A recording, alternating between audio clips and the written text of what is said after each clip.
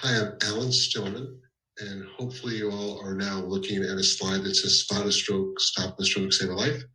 I'm here with Mario Prost, and today our presentation is Spot a Stroke, Stop a Stroke, Save a Life.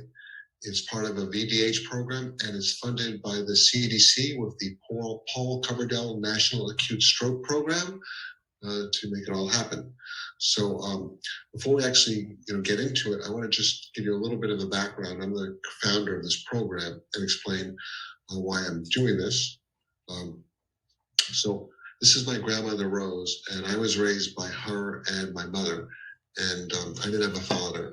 And when I was 12 years old, my grandmother Rose had a stroke, and we had no idea what was going on. She was laying there in bed. She couldn't really speak. She had kind of slurry speech. She could only partially move, and neither I nor my mother had any idea what it was. And it happened on a Monday, and my mother thought maybe she was in some kind of weird deep sleep or something like that. I tried to just give her coffee. She literally tried to pour coffee into her mouth, and she couldn't swallow it, and it was kind of a horrible scene. And this went on for 3 days, for 72 hours. By Thursday morning, my grandmother was in a worse shape. She smelled of coffee and urine. My mother just kept hoping it would get better. And I cried to my mother as a 12-year-old, and I said, please call 911. Please call 911. Nobody lays in bed for 3 days like this. It can't be right. And we called 911, and they came. And she never spoke again for the rest of her life. She never moved again. She became completely shut in her body, and she died in that state. My mother, who struggled with depression to begin with, went into a really deep depression, and shortly afterwards, my mother overdosed on sleeping pills. I lost her. I spent the rest of my life in a foster home, the rest of my childhood. And so as an adult, I just thought if I can help people avoid these kinds of horrible scenes of losing their family and, death and disability, it seemed like a really worthy thing to do. And that's why I started Spot a Stroke, Stop a Stroke, Save a Life. So first I want to just, ask you personally, is there anyone out there, if you can use the, touch the raise hand feature, has anyone out there had somebody close to you have a stroke in your life? And if that's the case, there's that little raise hand feature. And, as I'm just seeing that, number of hands are going up. I don't know, and if you just look, you'll see that strokes are really common. They're just really common. And so I'm just watching it click, and I see now like 7 hands, 8 hands, 10 hands. And so, I just want you guys to see this is not a rare disease. This is something that affects a lot of people. And, and I sort of wonder how many of you would have even been able to spot it, if you had known, because they're hard to spot. So let me just continue on. So the name of this program is called Stroke Smart. And let me just define, what does it mean to be stroke smart? Well, one, you know what a stroke is. Medically, physiologically, you understand what a stroke means. People confuse strokes with heart attacks, heat strokes, all sorts of things. So what is a stroke? Then how do you spot a stroke? What do you look for to see that a stroke is happening? And then what do you do to stop the stroke? How do you actually stop the stroke?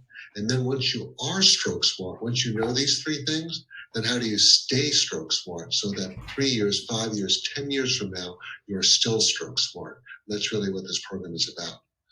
And specifically to people attending today, the clergy members of our churches and synagogues around, Virginia, our hope here is that we will make you stroke smart today, and then that you will decide to start a stroke smart faith-based organization so your congregation can be stroke smart, and then they'll carry it to the community so the community will be stroke smart, and then we'll all stay stroke smart together. I want to just compare stroke to cardiac arrest. If somebody was to collapse, right, they just collapse on the floor and they're not breathing, I suspect everyone would call 911. I don't have to ask for a show of hands. Everyone would call 911. There's not one person there that's going to say, you know what, I'm going to call my doctor and see if they can squeeze him in this afternoon. Nobody's going to drag him into a car and drive him to a Stop in the Box or urgent care. And I don't think anyone's going to say, let's wait till tomorrow. Maybe tomorrow he'll be breathing, right? No one would do that. 100% of the people call 911. But not so with stroke. With stroke, people wait and delay. And so why is that? With a cardiac arrest, there's just one clear sign. You've collapsed. You're not breathing. It's a completely clear sign. It's obvious it's a medical emergency, and you call 911 immediately. But with stroke, it's quite different. There's not one sign. There's many signs. Stroke is when the brain starts to die from lack of blood and oxygen. So it can manifest many, many ways. There's literally an unlimited number of possible signs of what a stroke could look like. It's not an obvious medical emergency. It's like an issue and you're not sure. And rarely do people call 911. Most of the time they actually call their doctor and say, hey, doctor, can I get in this afternoon? Something's not quite right with my wife. Or they get into a car, they themselves, while having a stroke, and try to drive while having a stroke. Or somebody tries to drive them. Maybe they drive to an urgent care, maybe they drive to ER and get online for triage, but they don't call 911. And the worst is some people, like my mother, wait. They say, maybe my husband will be better tomorrow. Let's see how he is in the morning. And that's typically what happens. So different than a cardiac arrest. So what we're here to do first is I want to give you a little sense of the awareness of stroke. So when I said there's an unlimited number of signs, because there are so many, public health asks us to focus on 7. There's 7 primary signs. And just out of curiosity, is there anyone here that feels they could name 7 signs of a stroke? And you could do a show of hands. Typically, unless you're a doctor or a nurse, nobody can know the 7 signs. Somebody might know 2 or 3, but rarely someone knows 5, 6, or 7. And the sad thing is strokes are really prevalent. 1 in 6 of us will have a stroke in our lifetime. For people over 25, it's 1 in 4. And in the African American community, it's roughly twice the prevalence. As you get older, it goes more. So this is not a rare disease. This is a very, very common disease that touches a large part of our community. Now what we're going to do is we're going to get stroke smart. I'm going to switch to Margaret, paramedic of 20 years, and she's going to teach you to be stroke smart. So take it away, Margaret. Okay, hello everyone. To make sure we're on the same page about what a stroke is, understanding what a stroke is, we'll start with the brain. The stroke affects the brain. The brain is a super oxygen-hungry, sugar-hungry organ, and it's constantly bathed with a fresh supply of blood that supplies this oxygen and the sugar to the brain through arteries. And what happens sometimes is these arteries become clogged. They become clogged for various reasons, and whatever tissue downstream of that artery was being fed by that artery is starving. So it starts to die. Picture yourself trying to breathe through a very large straw. And if the straw gets smaller and smaller and smaller, eventually you're not going to be able to breathe. That's what happens to brain tissue over time when an artery is clogged. Go ahead, Alan, next slide. So these are some classic symptoms of signs of a stroke. We see the gentleman with the vegetation behind him. He's clearly struggling with his left side. He can't open that eye all the way. He's slouched over to the side. The gentleman on the bottom is a little more subtle, but his right eye is drooping. He's been asked to smile in this picture, and only one side of his face is able to execute that command to smile. The man at the top with the A and B is showing us, and this is classic, I see this a lot with stroke patients. I'll have my patients close their eyes, I'll hold their hands out in front of them, and I'll let go of their hands, and I'll say, hold your hands up, hold your hands up. And they think they're holding their hands up, and one arm will drift down because the brain's trying to communicate with the arm to stay up, and it's not able to. And oftentimes the patients aren't even aware. They'll insist to me that they are holding their arms up. So those are some classic signs that we may see of a stroke. Go ahead, Alan, next slide. But this next slide shows some less obvious signs of a stroke. And this gets into Alan's point of sometimes people will take a nap or call their doctor, for example, if they're just feeling this sudden onset of dizziness and they can't explain it and they're just feeling dizzy and they can't walk across the room without assistance, and this is unusual and it's sudden onset for them, but they'll think, I had a very stressful morning, I had a tough meeting, maybe I'll just take a nap and I'll be better in a few hours. That's a very common reaction. Or someone who just has trouble getting words out. And they'll think, okay, so I'm really stressed. I had a bad morning. I need more coffee, something like that. And they'll just take a nap. Or as Alan said, see how they feel in the morning. One of the worst things they can do is call their doctor, because that just delays the time. And this gets to the point of treatment is effective if it's delivered early. So it's a very short window for treatment. Taking a nap, calling your doctor for an appointment the next day causes so much deficits to be lived with for your whole life. Go ahead, the next slide, Alan. So this gets into time as brain. It's important to think of our brain as a function of time. The brain starts to die. 2 million brain cells die every minute during a stroke.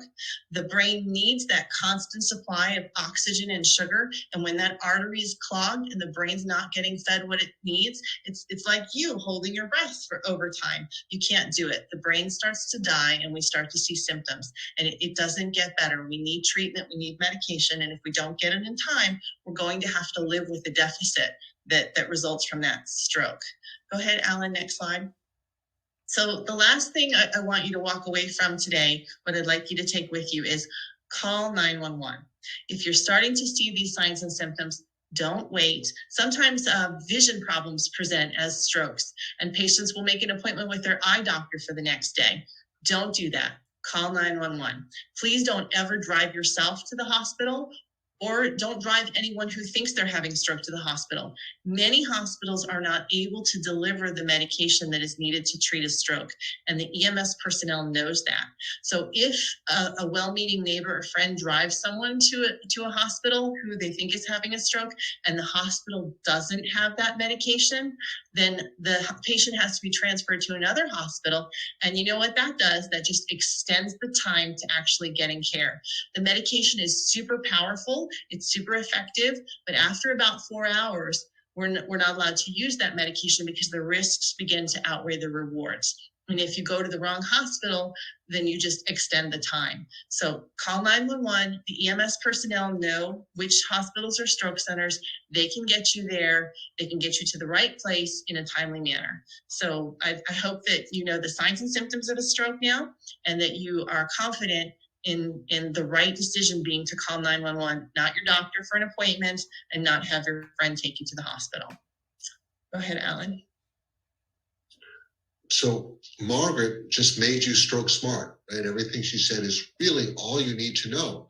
But the challenge is, how many of you are going to know this in 2 years, 5 years, 11 years, at 6 a.m, when you turn to look to somebody and something is not quite right? Odds are you're not going to remember the last 7 minutes, from this day. So now we're going to talk about how do you stay stroke smart so you can have this information for the rest of your life. So the way we do that is a combination of a really clear message that is in a way that you hold on to it, you see it regularly, you have repetition, and you have the ability to access it. And then we take that clear message and we move it into the community through community education. We do something called Teach It Forward, where we pass it from one person to the other, and then we, in a way, take care of each other, and then we now can look out for each other. So basically, we'll talk about this clear messaging and community education so we can stay stroke smart for the long run. So in terms of a clear message, we design these materials. We take the first 2 signs of stroke, which is when your face has a droop, that asymmetric face that Margaret talked about, where the arms have a drift, and we make really clear images of it in a way that you can think of it as a test. Really simple test. Would you please smile for me? If the smile is droopy, you call 911. Would you please raise your arms? If one arm drips down, you call 911. Then we take the other 5 most common signs and put them on the other side of the card, like weakness or numbness on one side of a body, slurred speech, loss of balance, loss of vision, or severe headache. We emphasize that all you need is one sign, any one of these 7 signs, you call 911. We add some key statistics, like 1 in 6 of us will have a stroke in our lifetime, and it's the #1 cause of permanent disability. Most of the time, people don't die from a stroke. They just end up with disability, often for the rest of their lives. The material itself is designed to go into a wallet. I'm actually going to show you in a second something interesting about this. Let me just do a stop screen share for a second. You'll actually see, if you can see this here, It's physically a wallet card, and it's designed so it's slightly larger than a credit card. So if you stick this in your wallet, you'll have this little red strip. You can just kind of have it there and always know that information's with you and look at it occasionally. And it's printed on this material that's tear-proof and waterproof and lasts forever. When I say tear-proof, literally, our bet, ask somebody if they can tear this. It's impossible to tear. And it's meant to last for decades. It'll just never degrade. So it's a permanent way to carry the message. Let me go back to screen share. Okay.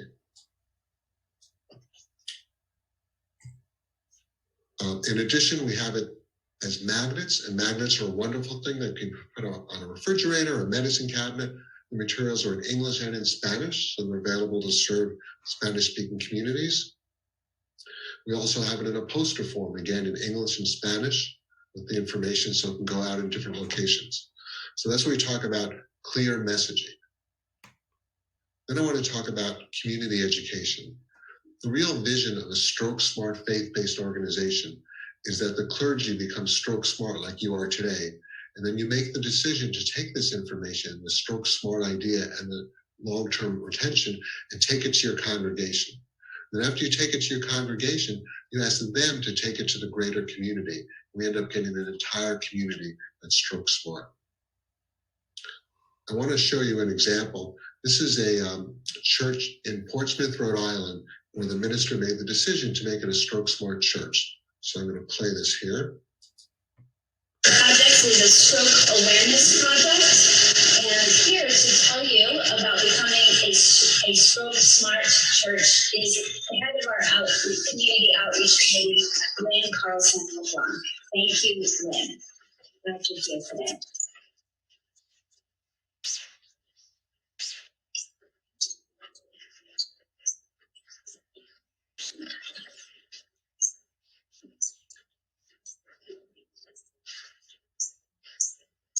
St. Mary's is taking the first step in becoming a stroke smart church. Last year, when I was feeling hopeless about the number of deaths caused by the pandemic, I had the opportunity to attend a virtual presentation on stroke awareness. It taught me another way to reduce the amount of death and suffering in our community. I learned that 6 million people die of stroke, and that it is the second leading cause of death in the world. Let's see a show of hands. How many of you know someone who's had a stroke? Oh, wow, there's a lot of you. As a matter of fact, there's an 8% chance that you, your spouse, your parents, children, or other family member will have a stroke over the course of their lifetime. But many of us don't know the signs and symptoms of stroke or what to do if we see one. The great news is that there's really good treatments available, and that they would significantly reduce the risk of death or debilitation, but time is of the essence. So it's important that we all know the signs and symptoms of stroke and the need to call 911 immediately. So there are 5 signs of stroke, and they include slurred speech, weakness or numbness on one side of the body, loss of balance, and a loss of vision, and a severe headache, usually with sudden onset. If you have any of these symptoms, call 911 immediately. Now, oftentimes a friend or a loved one might recognize that you're having a stroke before you do. And there's 2 simple tests to try. First, ask someone to smile. If the smile droops down on one side, like that, call 911. Next, ask someone to hold out both of their arms. If one drifts down like this, call 911. Now, you might be tempted to just wait and see what happens, maybe see your doctor tomorrow, drive yourself to the hospital. Don't do that. Call 911. Ambulance might have life-saving medication on board, or at least they're going to call the hospital to Tell them they think they had a stroke on the way, and someone will be ready for you when you arrive to give you that life-saving treatment immediately. With your bulletins today, you see a refrigerator magnet to remind you about what we learned today. Put them in a place where you see them regularly. Feel free to take an extra one for someone you love. There's also going to be some place in next week's readings to remind us of what we learned today. Finally, if you want to help in spreading this life-saving message, please join my stroke awareness group for the day of service on September 19th. I promise you won't need to do anything scary like getting a talk in front of a bunch of people, as I'm doing today. Just a reminder, I urge you all to sign up no later than tomorrow for this project with the stroke awareness project. So, you guys still hear me?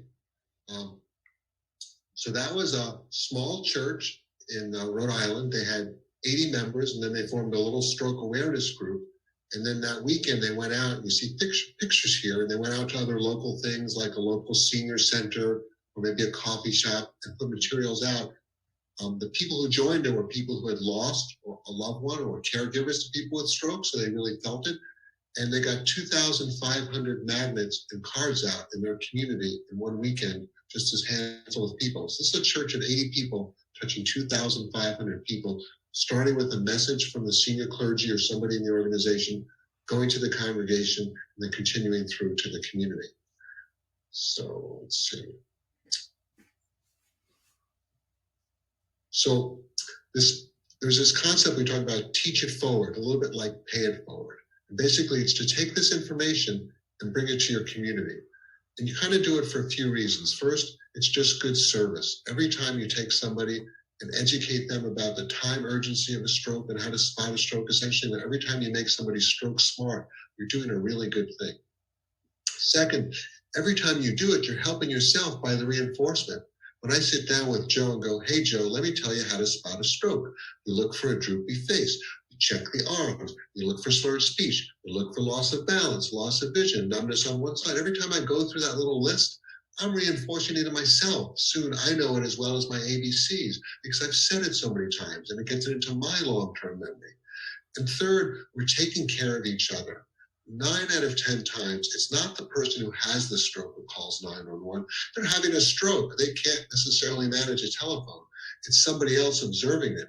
So if we're in a community and everyone is stroke smart, we can sort of look out for each other.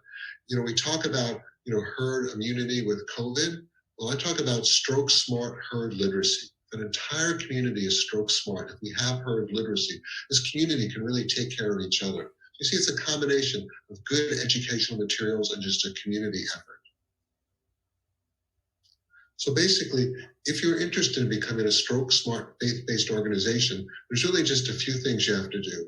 First is you really make the decision and say, I want to bring this to my church. I want to bring this to my synagogue. I want to bring this to my faith-based organization.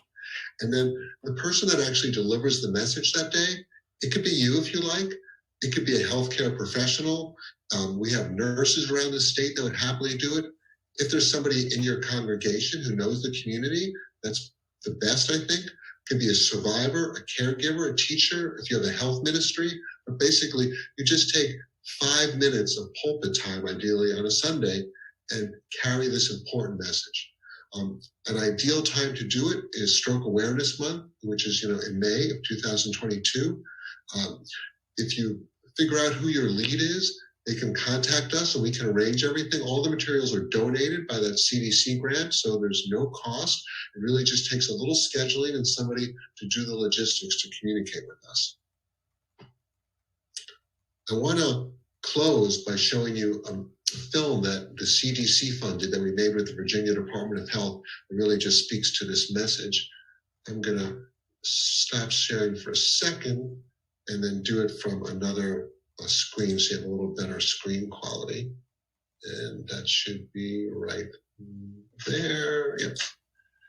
Is that right? Yep. Okay, and let's go. I'm Governor Ralph Northam. As a physician and neurologist, I know that. I apologize. I picked the wrong screen and you won't get as good a quality of image. Sorry about that. I'm still not the Zoom expert I wish I was. Let's see. And Google Chrome. Okay, try again. Hi, I'm Governor Ralph Northam. As a physician and neurologist, I know that early detection and intervention are key when it comes to saving a life from a stroke. With a stroke, minutes and even seconds matter. One of our most consequential acts during my mayoral term was ensuring that we became the first stroke smart city in our country.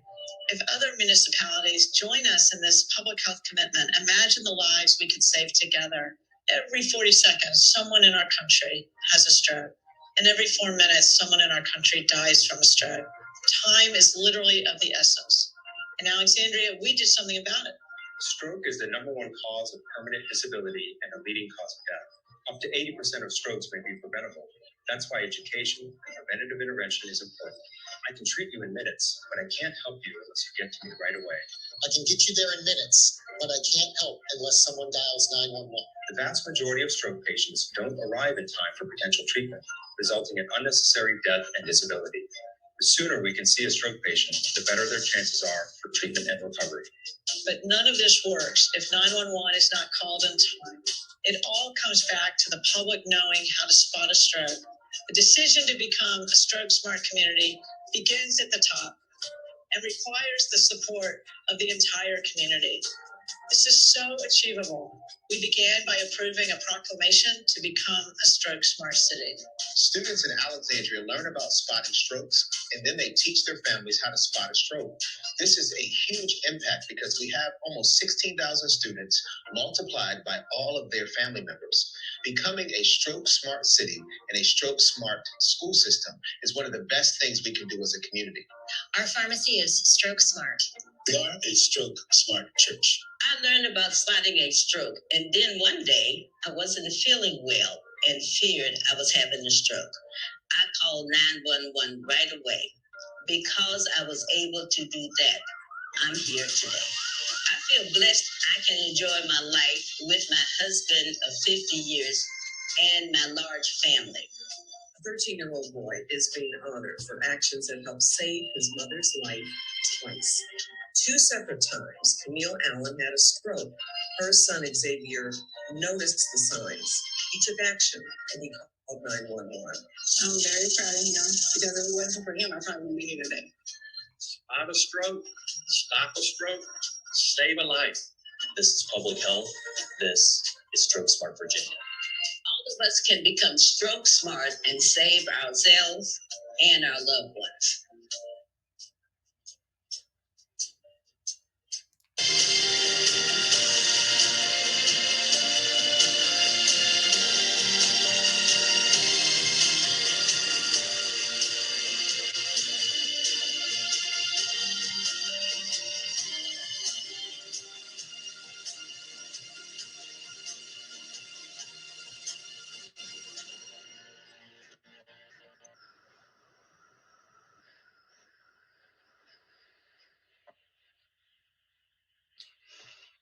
So that concludes. I actually was in the ER for the year previous to taking this role, so I got to be very familiar with that process in its entirety. And the nurses there worked very. Oh, sorry about that. Just jump to another video. YouTube does that. In any case, so that is our presentation.